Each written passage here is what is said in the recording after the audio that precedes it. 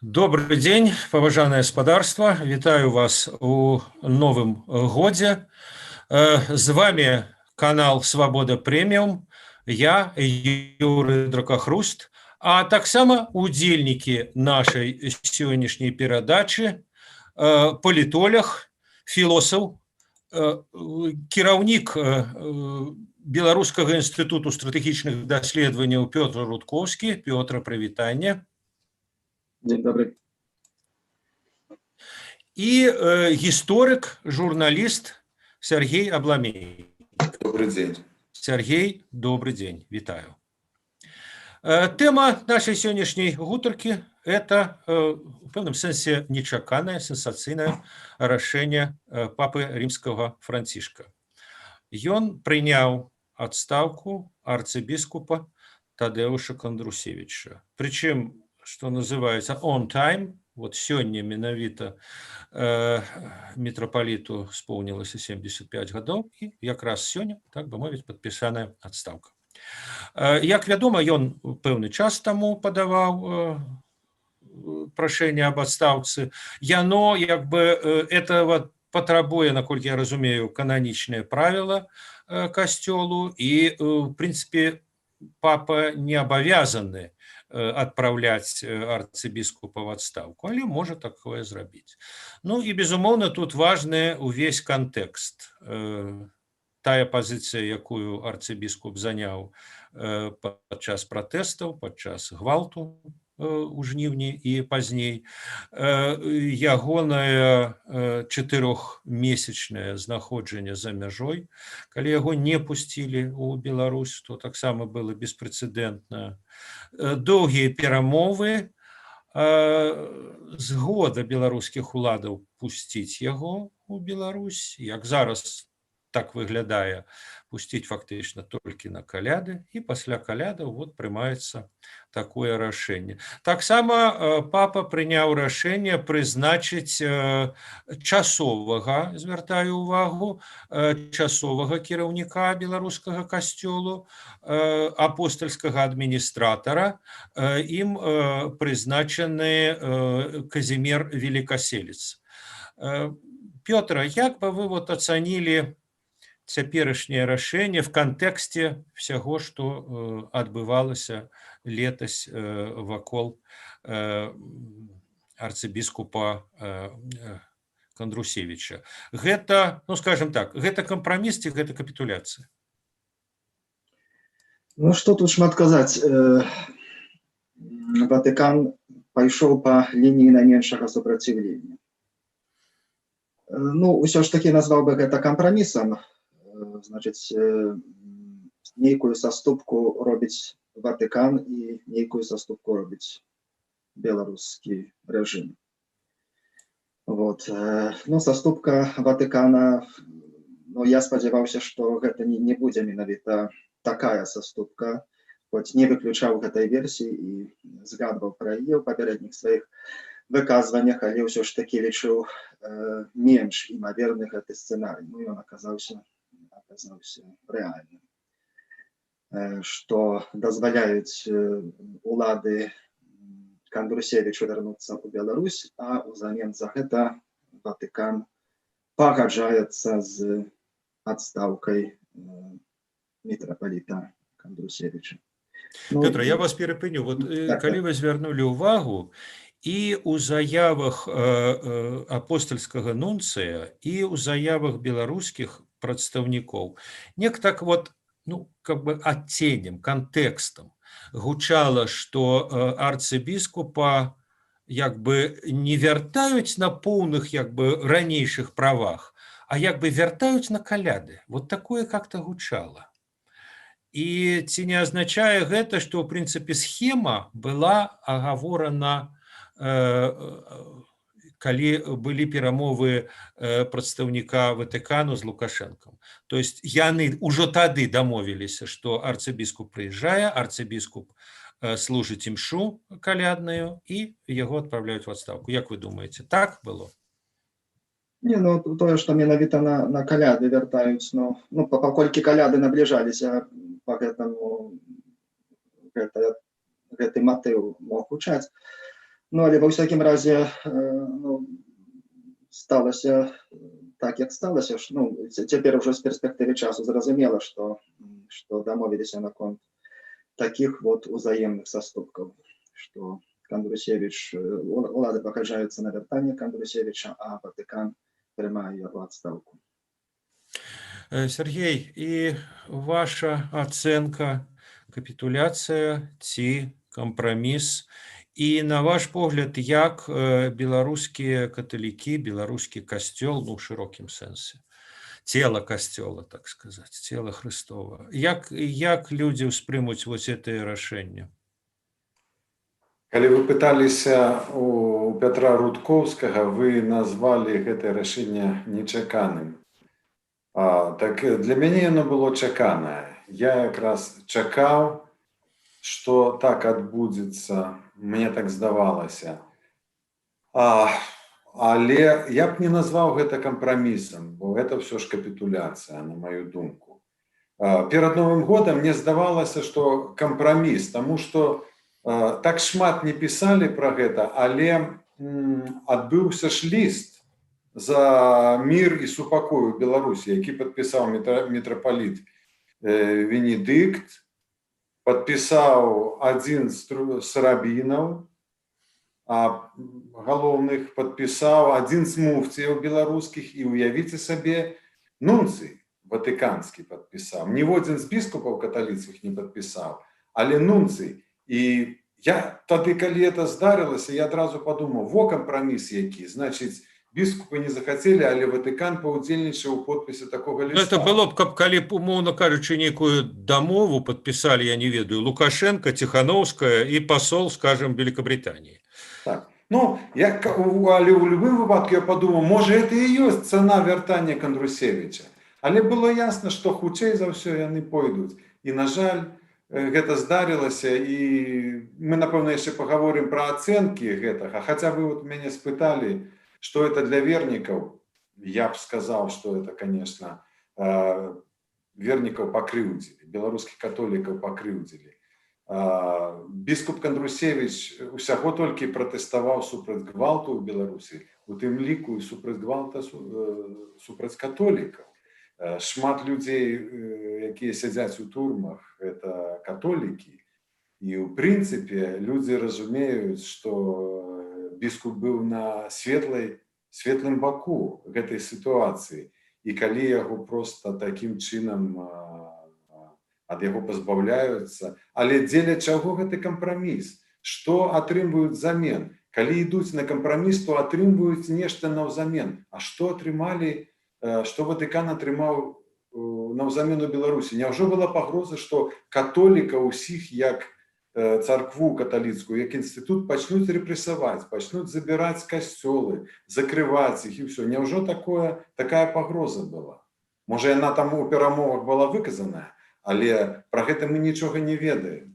І, адпаведна, гэта проста капітуляцыя Ватыкана, і я яе ацэньваю вельмі негатыўна. На маю думку, многія вернікі каталіцкія атрымаюць тое, што называецца згаршэнне.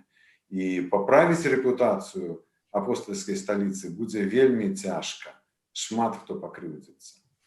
Пётра, а вот калі на эту ситуацию поглядеть, так бы мовить, в ретроспективе, папство один из самых старейших институтов в свете, человеческих институтов.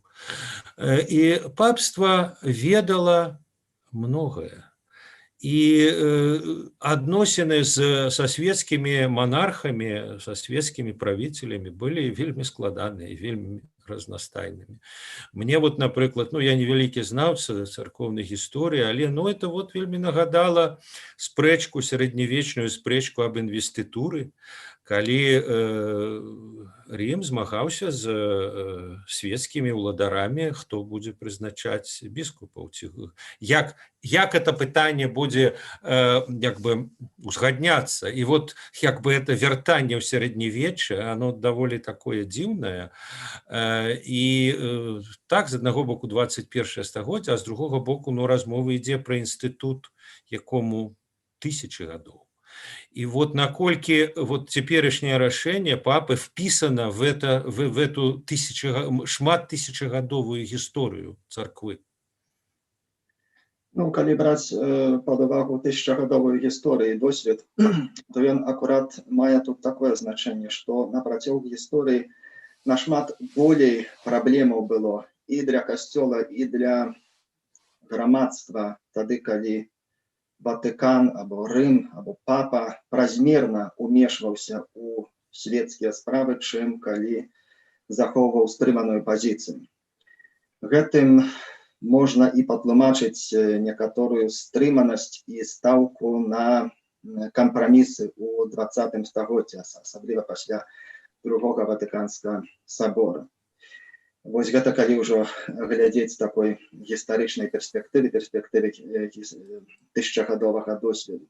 Калі вярнуцца назад сюды ў Беларусь, плюсы і мінусы. Па-першае, якія плюсы і мінусы ў выпадку, калі Ватыкан заняў бы такую радыкальную пазіцыю, што толькі вяртаецца Кандрусевіч пры ўмове, што ён застаецца владыкам.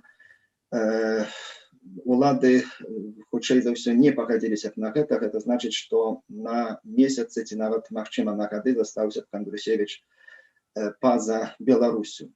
Наколькі гэта было б карысным для каталіцкага касцёла ў Беларусі і для грамадства? Для каталіцкага касцёла гэта было б неэфектыўнае кіраванне з-за мяжы. Для грамадства, я хацеў бы прыгадаць на першым этапе той самы каардынацыйны савет. Тады першыя тыдні была такая прынцыповая стаўка на тое, што члены каардынацыйнага савета павінны быць унутры Беларусі. Пазней ужо адышлі ад гэтага прынцыпу. Але за гэтым прынцыпам стаяла разумаванне, цалкам такое сэнсоўнае разумаванне, што нашмат больш эфектыўным будзе ўплыў на грамадства тады, калі будем старацца такой формулы трымацца, што ўнутры Беларусі знаходзяцца члены каардынацыйнай рады. Нешта падобна і тут. Уплыў Кандрусевіча на грамадства, на беларускае грамадства, ён паволі змяншаўся бы. Хай сабе ён застаўся бы і фармальна кіраўніком Мінска-Магілёўскай архідыяцэзіі, але, будучы за мяжой, яго ўплыў змяншаўся і змяншаўся. Прапагандысцкая махіна, настолькі, наколькі яна там можа цяпер ахопліваць грамадства, ўсё ж такі працавала б на тое, што гэта таксама з-за мяжы гэты нешта там каментуе, гаворыць. У сітуацыі, калі Кандрусевіч знаходзіцца ўнутры Беларусі, хай сабе ўжо не на пасадзе кіраўніка Мінска-Магілёўскай дыяцэзіі, ён нашмат большы можа мець уплыў на беларускае грамадства і большае значэнне для беларускага касцёла. Хачу падкрэсліць тое, што сіла Кандрусевіча не столькі палягала ў тым, што ён займаў пэўную пасаду, гэта значыць, там мог прызначыць альбо адклікаць таго ці іншага святара, колькі тое, што ён меў і надалей мае вельмі магутны сацыяльны капітал. Вось у гэтым палягала сіла Кандрусевіча, і яна застаецца з ім. Ён надалей будзе служыць у Беларусі, ён будзе служыць імшы, ён будзе даваць каментары, даваць інтэрв'ю. Пакуль што складана прадказаць, у якім стылі, якую ён далей зойме пазіцыю адносна грамадскіх выклікаў, але думаю, што ён працягне каментаванне. Таксама не ведаем, як далей будзе разгортвацца сітуацыя ў Беларусі. Але гэты сацыяльны капітал у сітуацыі, калі Кандрусевіч знаходзіцца ўнутры Беларусі, ён нашмат больш будзе эфектыўны, чым калі б Кандрусевіч застаўся за мяжой і з-за мяжы там час ад часу каментаваў бы. Сергей, вот тыя аргументы, якія прывёў Пётр, яны вас не ўпэўніваюць. Ён не зусім з вами не згодны, але ён прыводзіць нейкія аргументы, якімі, відаць, кіраваўся Ватыкан, што зрабіў менавіта так, бо сапраўды быў у прынцыпе такі, жорсткі ад пачатку варыянт. То есть сказаць, вы не прымаеце, окей, Кандрусевіч застаецца за мяжой, але ён не здае свае аргументы, не мяняе сваю пазіцыю. Это было б лепш? калі можна, я тут удакладню. Я не цверджу, што Ватыкан, што ватыканская дыпламатыя менавіта такое разумаванне аплікавала, вось тое, што я цяпер прадставіў. Ватыкан цалкам магчыма, што ватыканская дыпламатыя, так я кажу, пайшла па лініі найменшае супраціўленне. Просто няма часу займацца гэтай Беларусю. Давайте придумаем такую формулу, которая вот, ну, найхутчэй вырашыць гэтую справу. І вырашылі так, як вырашылі. Тут я абмінаем, берем у дужкі інтэнцыі дыпламатаў. Яны могуць быць самымі рознымі. Я цяпер кажу пра эфект для Беларусі. Незалежна ад таго, чым яны кіраваліся, чым кіраваліся там папа ці дыпламаты, але якое значэнне, які эфект гэта будзе мець для Беларусі. Сергей, тым не менш, вот Мне, такая... мне аргументы Пётры зразумелыя, я іх прымаю, так можа быць, але так можа і не быць. Бяда ў тым, што мы не ведаем, якую пазіцыю зойме далей Кандрусевіч. І іерархія царкоўная, касцельная у каталікоў даволі жорсткая, яму могуць проста лёгка закрыць рот, калі чалавек, які будзе над ім, у духовнай юрысдыкцыі якога ён будзе заставацца, можна лёгка забараніць яму казаць тыя рэчы, пра якія казаў Пётра. І гэты капітал сыдзе на нішто. То есть мы не ведаем, пакуль ён застаецца старшынём канферэнцыі каталіцкіх біскупаў. Вось. Але для гэтага трэба быць дзеючым біскупам. І таму трэба яшчэ глядзець, як эта сітуацыя будзе развівацца. Яна можа развівацца па такім шляху, як сказаў Пётра, але можа і зусім інакш пайсці наперад. І справядлівае рашэнне было б, конечно, не здымаць яго з пасады кіраўніка, пакінуць яго в эміграцыі. А тут ён зараз великаселец прызначаны седе ваканте, у Ватыкану шмат варыянтаў. Можна прызнаць і Санкт-Седзіс да часоў Касабуцкага Санкт-Седзіс. Ясна, што ўлады не згаджаліся на Касабуцкага. Ватыкан взяў сапраўды найменшы шлях супраціву, прызначыў таго, супраць каго ўлады не пратэставалі. Вось. Ну, але кажу яшчэ Сергей, раз. а вот тое, што прызначаны часова, і прычым прызначаны парадокс арцыбіскупа Кандрусевіча як бы задаволілі. Задаволілі яго прашэнне аб адстаўцы ў сувязі з 75-годдзем. Але великаселец старэйшы за яго дзесьці на паўгады ці на год. Ён летась падаваў такое прашэнне. Прашэнне было ветліва адхілена. І чалавека, які больш старэйшы, прызначаюць на месца больш маладзейшага. Але прызначаюць часова. Вот это мае пэўнае значэнне, то есть вот это, як бы, назовем его так, дыалог, ці дужанне, ці гульня, ці спрэчка Менску і Ватыкану, яна будзе працягвацца, ці не, ці это уже все вырашана. Это шлях найменшага супраціву, прызначана кампрамісная фігура. Як доўга гэта будзе працягвацца? Конечно, мы ніхто пакуль не можа прадказаць, мы не ведаем, пакулькі мы не маем інсайдерскай інфармацыі. Але, яшчэ раз кажу, рашэнне даволі цынічнае, што тычыцца вернікаў, і это рашэнне ватыканскіх дыпламатаў. Таму я ў пачатку сказаў, што для мяне это было чаканае рашэнне, таму што за апошнія 20-25 гадоў ватыканская дыпламатыя паказала сябе адносна Беларусі даволі, ну, дрэнна, я б сказаў. Да што, той жа Кандрусевіч быў адкліканы з Масквы на жаданне той жа Масквы. Я магу сказаць, што ватыканская дыпламатыя ідзе ў фарватары Расіі. І, ў прынцыпе, ніколі ніяк не пярэчыць Расіі і робіць усё, што выгадна было б Расіі. Толькі каб не раззлаваць рускую праваслаўную царкву і Кремль.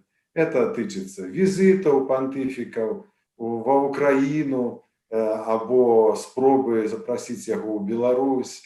Это, конечно, тычыцца фактычна выцірання ног аб грэка-католікаў у Беларусі, якім так і не далі біскупа, і парафіі існуюць, а як агульна рэспубліканская арганізацыя царква нават не зарэгістраваная, яе не існуе як такой, нягледзячы на тое, што ёсць тысячы вернікаў. Так што пазіцыя Ватыкана даволі прагматычная, цынічная і зусім не ў інтарэсах Беларусі, на маю думку. Это тычыцца знешняй палітыкі дзяржаўнага сакратарыята Ватыкану, я б так сказаў.